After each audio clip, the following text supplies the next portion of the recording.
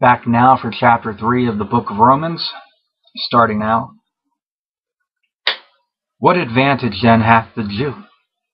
Or what profit is there of circumcision? Much every way, chiefly because that unto them were committed the oracles of God. For what if some did not believe? Shall their unbelief make the faith of God without effect? God forbid. Yea, let God be true, but every man a liar, as it is written, that thou mightest be justified in thy sayings, and mightest overcome when thou art judged.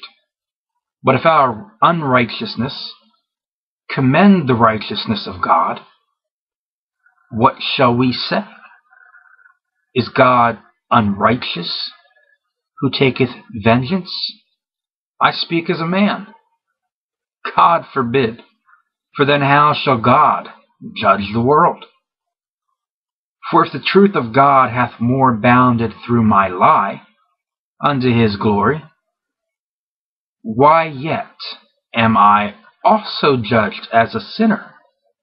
And not rather as we be slanderously reported, and as some affirm that we say, let us do evil, that good may come, whose damnation is just. What then? Are we better than they?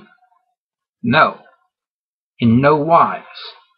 For we have before proved both Jews and Gentiles that they are under sin.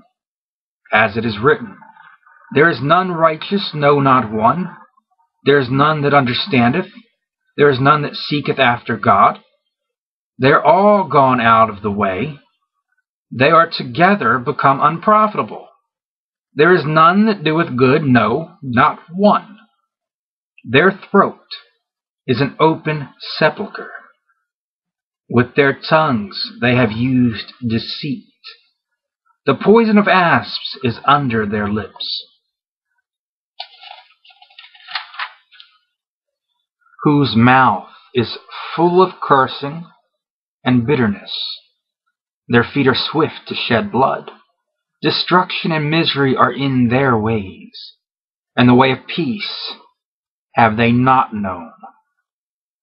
There is no fear of God before their eyes. Now we know that what things soever the law saith, it saith to them who are under the law, that every mouth may be stopped, and all the world may become guilty before God. Therefore by the deeds of the law there shall no flesh be justified in his sight, for by the law is the knowledge of sin. But now the righteousness of God without the law is manifest, being witnessed by the law and the prophets, even the righteousness of God which is by faith of Jesus Christ, unto all and upon all that believe. For there is no difference, for all have sinned, and come short of the glory of God, being justified freely by his grace, through the redemption that is in Christ Jesus, whom God hath set forth to be a propitiation through faith in his blood, to declare his righteousness for the remission of sins that are past through the forbearance of God, to declare, I say, at this time his righteousness, that he might be just and the justifier of him which believeth in Jesus. Where is boasting then? It is excluded. By what law or works? Nay, but by the law of faith. Therefore we conclude that a man is justified by faith, without the deeds of the law.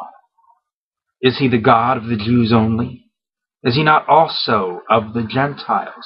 Yes, of the Gentiles also, seeing it is one God, which shall justify the circumcision by faith, and uncircumcision through faith. Do we then make void the law through faith? God forbid. Yea, we establish the law. End of chapter 3. We'll be back for chapter 4 in a moment.